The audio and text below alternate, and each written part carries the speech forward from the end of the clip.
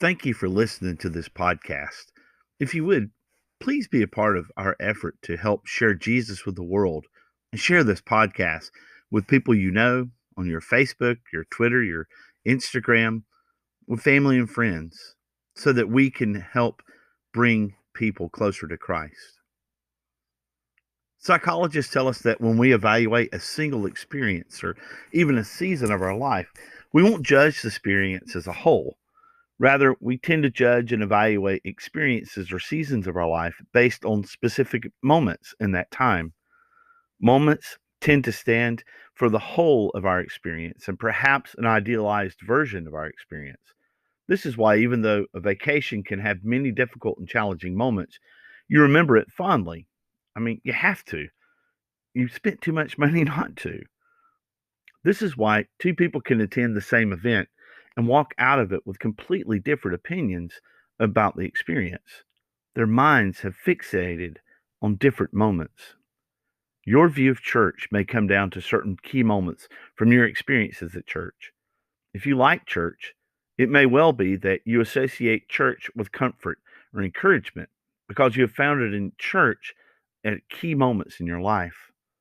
Or maybe you've stayed away from church for a long time because there were key moments that were the exact opposite. Someone from the church criticized you or put you down or made you feel guilty. So, because of that moment, you don't associate good things with the church. Moments matter because they come to stand for so much of how we view the world. Moments matter because they form a kind of lens through which we understand ourselves, our world, our place in the world, our relationships, and God. Moments matter, and some moments matter more.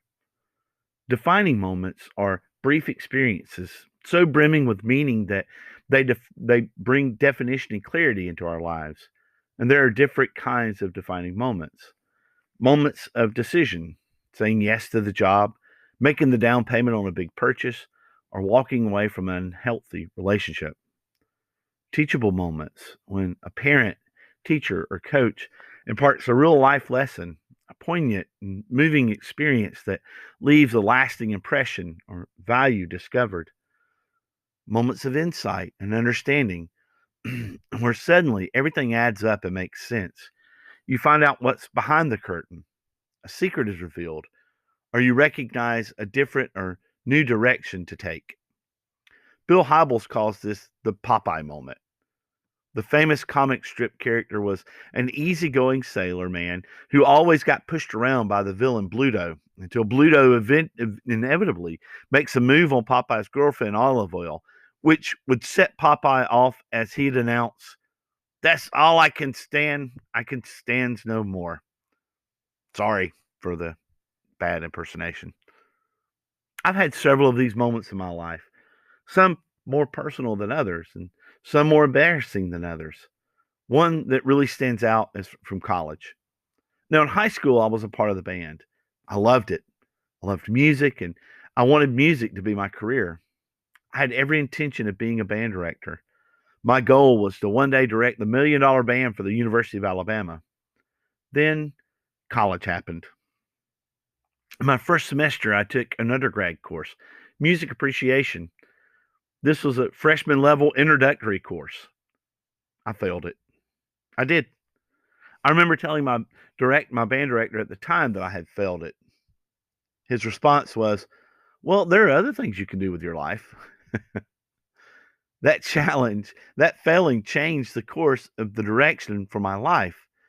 Failing that class is a big reason why I'm here now as a minister of the gospel and a priest of the church.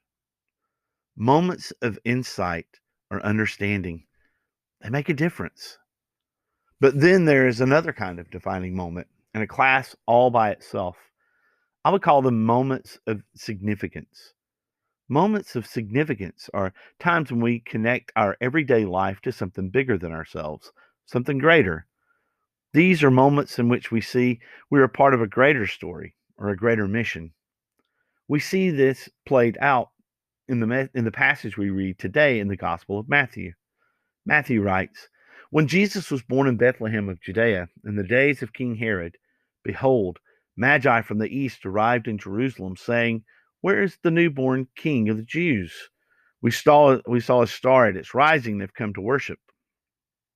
Though probably not actual kings, to have made this kind of trip, they would have been wealthy members of high society, no doubt. The Magi were probably Zoroastrians, a monotheistic pre Islamic religion in Persia. Zoroastrians, early astrologists, closely tracked the movement of heavenly bodies and claimed to read them as omens of earthly events. As Zoroastrians, these men would have been studying the stars from their youth. But here they have a defining moment that is definitely a moment of significance. Suddenly, they see something completely different from anything they have ever seen before. This is often how defining moments come to us. In the midst of attending to the ordinary, the everyday, the expected, something different stands out. We see this happen over and over again in Scripture. God meets people in their normal routine by doing something out of the ordinary. God gets Moses' attention with a burning bush while he's working as a shepherd. Jesus changes the fisherman Peter's life on an ordinary fishing trip. Jesus stops by Matthew's table when he is busy at his job collecting taxes.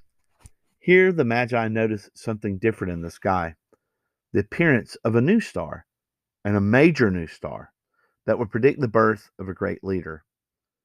Now, this wasn't good news to everyone. When King Herod heard this, he was greatly troubled. By all historical accounts, Herod was insecure and emotionally unstable figure. When he was unhappy, everyone around him was unhappy, and he was very unhappy to hear the news of the Magi. So Herod goes to the religious leaders to find out what Scripture had to say about the birth of the Messiah. He would not have known the Scriptures himself because he wasn't a practicing Jew. Scripture does indeed foretell where the Messiah would be born. Herod then shares this information with the Magi so that they might find the child whom Herod intends to murder. After their audience of the king, they set out, and behold, the star that they had seen at its rising preceded them until it came, stopped over the place where the child was. They were overjoyed at seeing the star, and on entering the house, they saw the child with Mary, his mother. Now, we see another defining moment. After traveling hundreds and hundreds of miles from Persia to Bethlehem, the Magi see the star where Jesus was. They have an epiphany or insight that the reason they have traveled is to encounter the person of Christ. They were overjoyed at seeing the star. All the years of studying the stars, all the travel comes down to this moment where they see the reason for their efforts. And then there's another defining moment. They prostrated themselves and paid him homage. They opened their treasures and offered him gifts of gold, frankincense, and myrrh. The three gifts have always suggested three magi. The gift of frankincense honored his divinity as it was an incense that would be used in worship. The myrrh honored Jesus' humanity as it was used for embalming. And the gift of gold honored Jesus' kingship. There was a happy ending for the Magi. They had been warned in a dream not to return to Herod, so they departed for their country by another way. As a result of these key moments, the Magi realized that they were in a bigger story, the biggest story of all, the biggest story ever. Up until this very moment, God's revelation and the design of his loving purposes were directed toward the Jewish people. With the presence of the Magi in the Christmas story, the gift of God, that is Christ, is given to the whole world, to all people. The Magi story was shaped by key moments. Moments matter. They help us to define where we are and where we are going. When it comes to faith, they matter for several reasons. First, God uses moments in your life to reveal his connection to you and his purpose and plan for your life. Everyone I know who has a personal relationship with Christ can recall those moments. Our role is to be on the lookout for those moments, pay attention to them. Second, moments are also key for understanding ourselves. Some of your greatest fears or deepest hurts can be traced back to a few moments in time. One moment that happened a long time ago maybe holding you back. If you recognize and understand those moments, God can help you break their power over you. And third, as human beings, we have a fundamental need to be understood. So, understanding others and their perspective can be greatly improved by knowing their defining moments. So, over the next few weeks, we're going to take some time to look at defining moments. My challenge for you this week is twofold. First, take some time in your quiet time this week to simply name 3 to 5 defining moments in your life. Name them and then pray about them. Ask God to show you what He was doing in your life. Second, we will begin our 3 conversations groups again starting next week. These groups are an opportunity to connect with others here in our parish. They're simple, easy, and only 3 weeks long. Even more, you can do them live here on campus in the PLC, or you can participate online. We have had several instances of people realizing their defining moments in these conversations. For some, 3 conversations have been a defining moment. So make a 3 week commitment, that's not too long, to be a part of them. Another year, a new year, is a perfect time to remember our time is God's gift to us. It's all in His hands. He is working all things together for good, even when we don't see it at the time. He is at work in our lives at every moment.